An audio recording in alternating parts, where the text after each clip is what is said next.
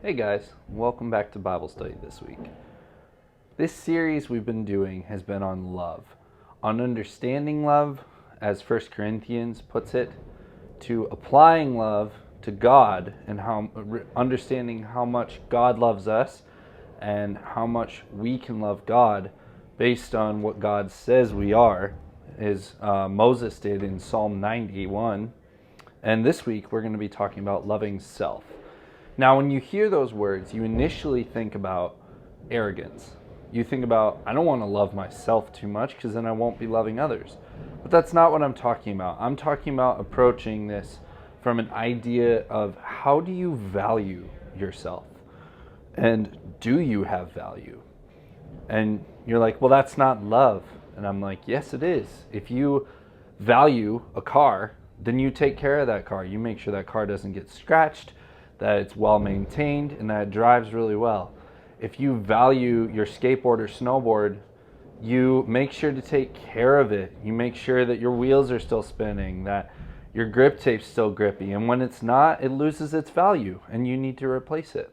Well, I'm here to tell you that God views your value greater than all of that. And this is what David has to say about his value in Psalm 139, 1 through 18. You have searched me, Lord, and you know me. You know when I sit and when I rise. You perceive my thoughts from afar. You discern my going out and my lying down. You are familiar with all my ways. Before a word is on my tongue, you, Lord, know it completely. You hem me in behind and before, and you lay your hand upon me. Such knowledge is too wonderful for me, too lofty for me to attain. Where can I go from your spirit? Where can I flee from your presence?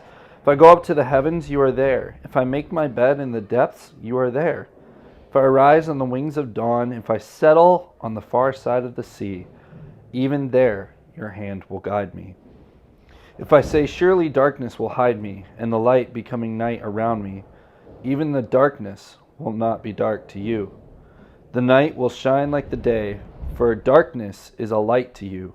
For you created me in my inmost being, knit me together in my mother's womb. I praise you because I am fearfully and wonderfully made.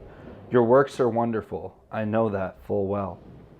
My frame was not hidden from you when I was made in the secret place. When I was woven together in the depths of the earth, your eyes saw my unformed body. All the days ordained for me were written in your book, before one of them came to be. How precious to me are your thoughts, God. How vast is the sum of them. Were I to count them, they would outnumber the grains of sand. When I wake, I am still with you. So, I want to just briefly talk about this idea of value in terms of self-love. So, when I think about my child, my wife and I are about 39 weeks pregnant, and my wife has been bearing this child. We've been preparing for this child. We've been buying the things we hope the child will enjoy, and we've also been taking care of his needs. He is precious to us. He holds immeasurable value to us. And that is but a surface of the value that God holds to you and me. So, as we go to Bible study this week, we're going to be answering that question. Do you have value? And how does God view you? And how are you valuable to God? And the challenge then is when you do find value, treat yourself this week by doing something you love and have fun doing it. Enjoy the creation that God has made fearfully and wonderfully. And we'll talk more about what that means in Bible study next week.